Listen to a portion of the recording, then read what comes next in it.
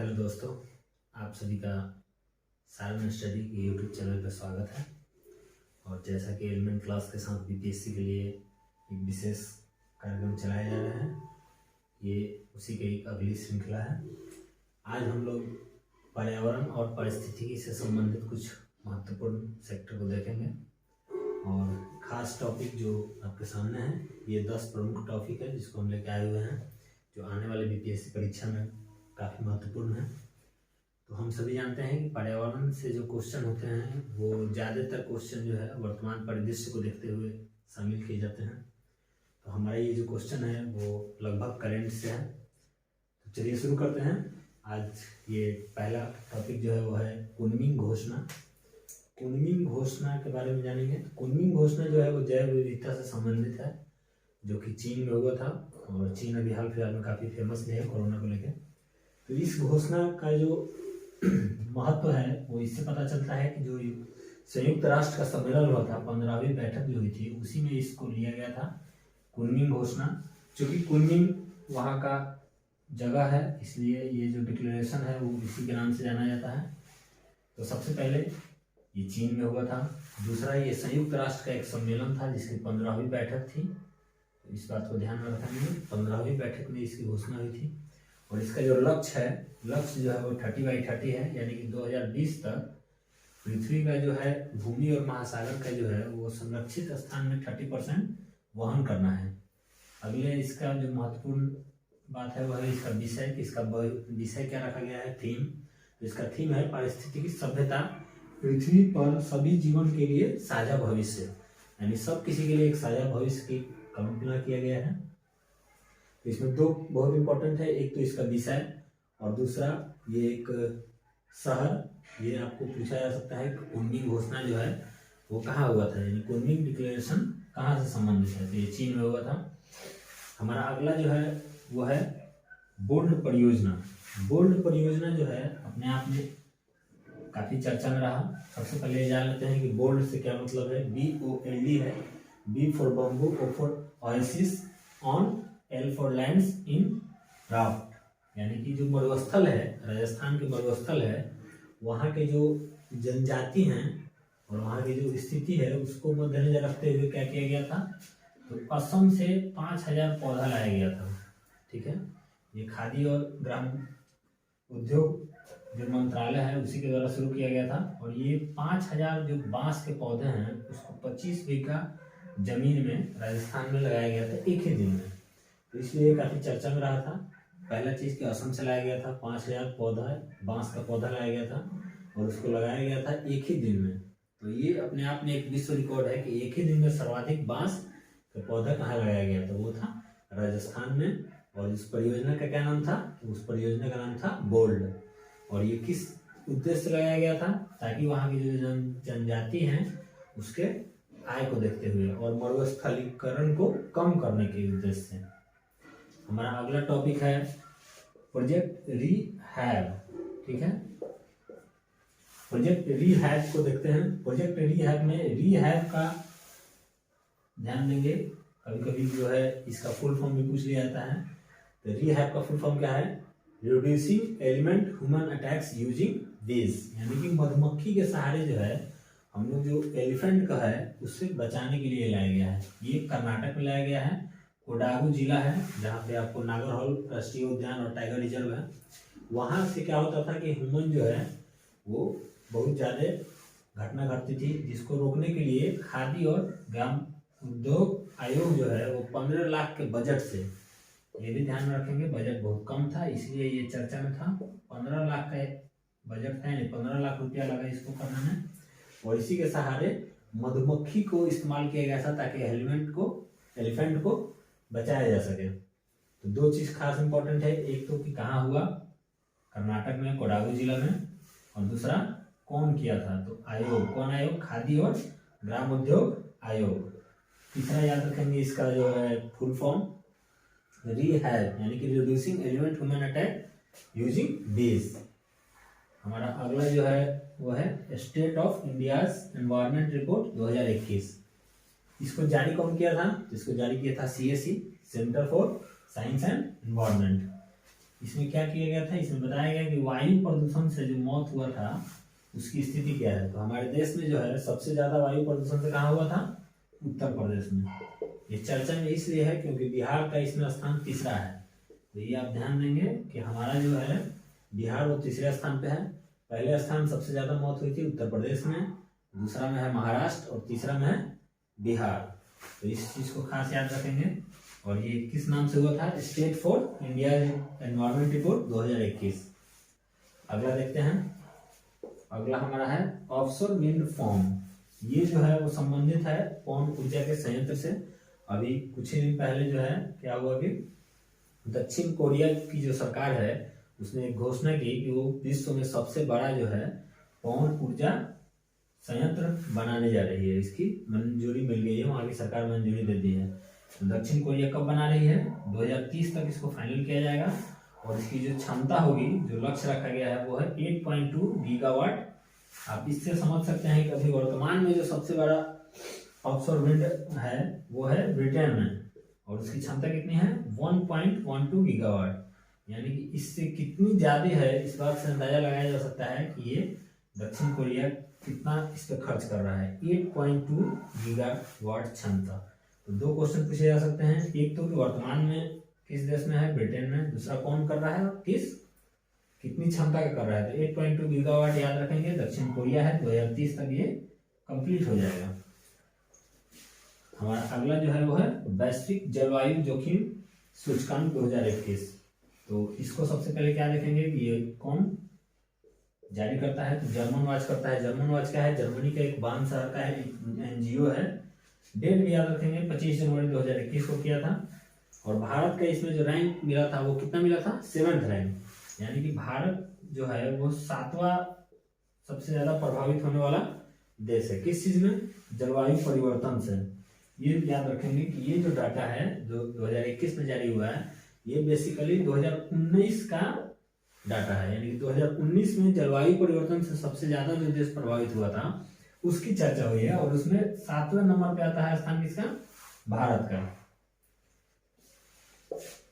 आगे देखते हैं अंतर्राष्ट्रीय ब्लू फ्लैग प्रमाणन। भारत में बहुत सारे तट हैं जिनको इंटरनेशनल ब्लू फ्लैग सर्टिफिकेट दिया जाता है। तो अभी तक टोटल जो भारत को मिला हुआ है वो कितना है, 10 है।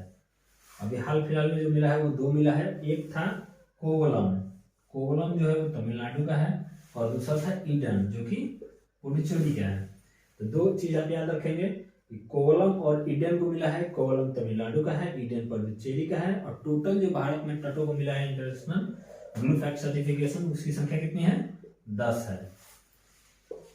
अगला देखते हैं रामसर अभिसमय भारत, यानी कि भारत में उसकी स्थिति। तो भारत में जो कुल रामसर का जो शामिल किया गया है उसमें क्या किया है, 47th, यानी कि वेटलैंड्स जो है वो 47th शामिल किए हुए हैं। और ये जो 47th जो सबसे लास्ट मिला है वो हैदरपुर वेटलैंड्स को मिला है, जो कि उत्तर प्रदेश से संबंधित है। इससे पहले 4 को मिला था, हरियाणा को 2 और गुजरात को 2। उसमें आपको दोनों का नाम याद रखना पड़ेगा कि हरियाणा में कितना, हरियाणा में चूंकि पहली बार मिला है इसलिए हरियाणा इंपॉर्टेंट है, और गुजरात में तो उससे पहले मिला हुआ था। तो ये उत्तर प्रदेश में आप समझ लीजिएगा कि उत्तर प्रदेश का हैदरपुर बहुत इंपॉर्टेंट है। ये 47th हैदरपुर वेटलैंड्स उत्तर प्रदेश, संख्या याद रखना है 47, और उसका नाम भी हैदरपुर, और कहाँ से है, तो उत्तर प्रदेश का है। बिहार में भी एक है, ये भी याद रखेंगे, बिहार में एक मिला हुआ है, उसका नाम है काबरताल, जिसे कांवर झील भी कहते हैं। ये कहाँ से है, तो ये है बेगूसराय से। ये भी याद रखेंगे कि ये बेगूसराय का है। बिहार के स्थिति देखा जाए तो बिहार का काबरताल, कांवर झील जो कि बेगूसराय में है, उसको भी मिला हुआ है, उसको भी शामिल किया गया है। सिर्फ एक, बिहार में सिर्फ एक।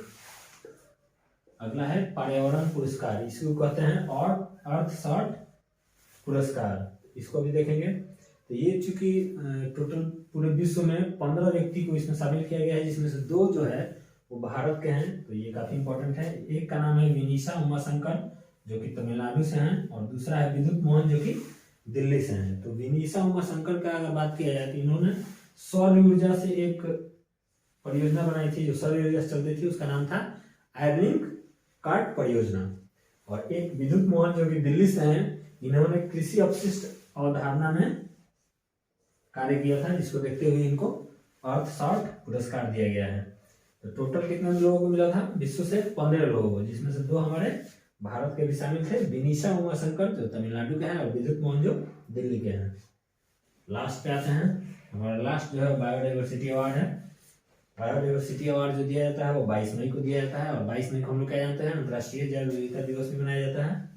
तो इसमें 2 श्रेणी में देखा गया था। व्यक्तिगत श्रेणी में बात किया जाए, काफी इंपॉर्टेंट है, साजी एनएम जो कि केरल के थे, इनको मिला था। और ये इनको किस नाम से जानते हैं? ट्यूबरमैन। तो सबसे खास बात जो है वो ये है कि ट्यूबरमैन के नाम से जाने जाने वाले साजी एनएम जो कि केरल के हैं, उन्हें दिया गया था व्यक्तिगत श्रेणी में कौन सा पुरस्कार? Biodiversity award. और क्यों? क्योंकि ये पालतू जो जानवर हैं उनके संरक्षण के लिए, ठीक है। और दूसरा जो श्रेणी था वो था जैविक संसाधन के सतत उपयोग। तो इसमें 2 लोगों को दिया गया था, एक तो कृषि और पारिस्थितिकी विकास संस्थान जो है हमारे देश का, उसको दिया गया था। और दूसरा था एक नागालैंड का एक संस्था है, खोनाम नेचर कंजर्वेशन। 2 इस चीज को याद रखेंगे, बहुत इंपॉर्टेंट है। नागालैंड का है खोनाम नेचर कंजर्वेशन, और एक कृषि एवं पारिस्थितिकी विकास संस्थान। तो ये हो गया आपको टोटल 10 क्वेश्चन। जल्दी से एक बार रिवाइज कर लेते हैं। सबसे पहले कुनमिंग घोषणा, इसमें क्या देखना है हमको? ये चीन में हुआ था, और ये 15वीं बैठक थी संयुक्त राष्ट्र सम्मेलन की, और उसमें ये घोषणा हुई। इसमें क्या किस चीज के लिए किया गया था? तो ये जो हमारा पृथ्वी का जो भार है, यानी कि साझा जीवन भविष्य और ये 30x30 लक्ष्य, उसको देखते हुए किया गया था। इससे पहले भी ये हुआ था 2010 में, याद रखेंगे 2010 में हुआ था। कहाँ हुआ था? तो ये जापान में हुआ था, ठीक है, ये भी इंपॉर्टेंट है। इससे पहले कब हुआ था? तो 2010 में हुआ था जापान में। तो कुनमिंग घोषणा, ये नाम इंपॉर्टेंट है। अगला देखते हैं बोल्ड परियोजना के बारे में भी देख लेंगे। तो BOLD ये बांस से संबंधित है, जो कि राजस्थान में मरुस्थलीकरण को कम करने के लिए, और ये विश्व रिकॉर्ड भी बनाया हुआ था, जो कि एक दिन में सर्वाधिक बांस लगाया गया था, टोटल 5000 पौधा। अगला है प्रोजेक्ट रिहैब में हम समझ लेंगे क्या था। एलिफेंट के लिए था, reducing elephant and human attacks using बीज, मधुमक्खी से बचाने के लिए। अगला था state of India environment report 2021, इसको भी हम देख लेंगे। ये कौन जारी करता है? CSE जारी करता है। और इसमें सबसे खास चीज है कि बिहार जो है वो 3rd स्थान पे आया है, 3rd रैंक। फर्स्ट रैंक किसका है? उत्तर प्रदेश का। सेकंड रैंक किसका है? महाराष्ट्र का। ऑफशोर विंड फार्म, ये पवन सौर ऊर्जा पवन ऊर्जा संयंत्र का है, यहाँ देखेंगे। इसमें क्या है? सबसे बड़ा घोषणा किया है, कौन सा किया है? दक्षिण कोरिया किया है। और इसमें खास चीज क्या याद रखना है कि 2030 तक करेगा, और इसकी क्षमता कितना होगी? 8.2 गीगावाट। और इसमें अभी वर्तमान में सबसे बड़ा किसका है? ब्रिटेन का है, उसकी क्षमता कितनी है? 1.12 गीगावाट। इससे आप समझ सकते हैं कि कितना बड़ा परियोजना बनने जा रहा है दक्षिण कोरिया में। अगला है वैश्विक जलवायु जोखिम सूचकांक 2021, इसमें ये कम करता है, जर्मन वाच करता है। और ये जर्मनी का वान शहर, वहाँ का एक NGO है। और भारत का रैंक इसमें कितना आया था? भारत का स्थान 7वां आया था। एक चीज और ध्यान इसमें रखेंगे, ये 2019 का आधार, यानी 2019 का ये डाटा है, जो कि 21 में प्रकाशित किया गया है। और किस चीज के लिए? तो जलवायु परिवर्तन से कितना प्रभावित है कोई देश, इसका एक रैंक जारी किया जाता है। तो 7वां रैंक है भारत का, यानी कि 7वां रैंक पे है। अगला है अंतरराष्ट्रीय ब्लू फ्लैग प्रमाणन, यानी कि जो एक सर्टिफिकेट मिलता है समुद्री तट के लिए, यानी कि तट है, तो याद रखेंगे। तो भारत में कुल कितने मिले हुए हैं सर्टिफिकेट? टोटल 10 है। अभी हाल फिलहाल में 2 मिला है, कौन कौन? कोवलम तमिलनाडु के और ईडन पुडुचेरी के। अगला है रामसर अभिषेक भारत, यानी भारत में रामसर अभिषेक का क्या स्थिति है? टोटल 47 है। और जो 47वां 47 है वो कौन सा है? वो कौन सा है? उत्तर प्रदेश का है, इसको याद रखेंगे। उत्तर प्रदेश का 47 है। और नाम क्या है इसका? हैदरपुर, ठीक है।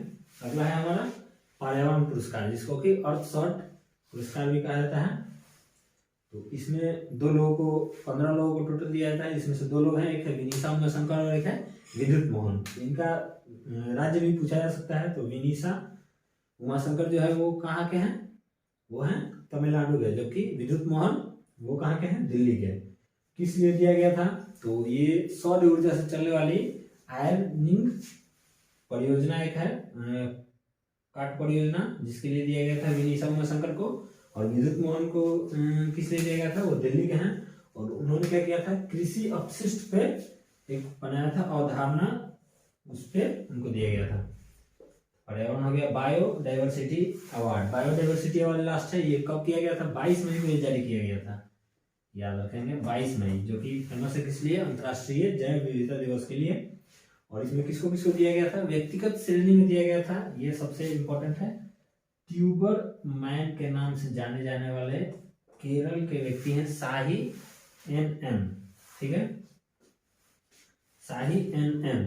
और दूसरा जो श्रेणी दिया गया था जैविक सतत उपयोग में, जैविक संसाधन के सतत उपयोग के लिए, तो वो कृषि एवं पारिस्थितिकी विकास संस्थान। और एक था खोनाम नेचर कंजर्वेशन, ये खोनाम नेचर कंजर्वेशन को दिया गया था। ये दोनों को एक साथ, ये क्या कहाँ का है, नागालैंड का है, ठीक है। ये 10 पॉइंट को आज आप याद रखेंगे। ये पर्यावरण और पारिस्थितिकी से संबंधित है, महत्वपूर्ण प्रश्न है, जो कि बीपीएससी या अदर एग्जाम में आने की संभावनाएं हैं। अगले वीडियो में हम फिर इसी तरह लाएंगे। अगर आपको ये सीरीज अच्छा लग रहा है तो इसको लाइक कीजिए, शेयर कीजिए और सब्सक्राइब कीजिए।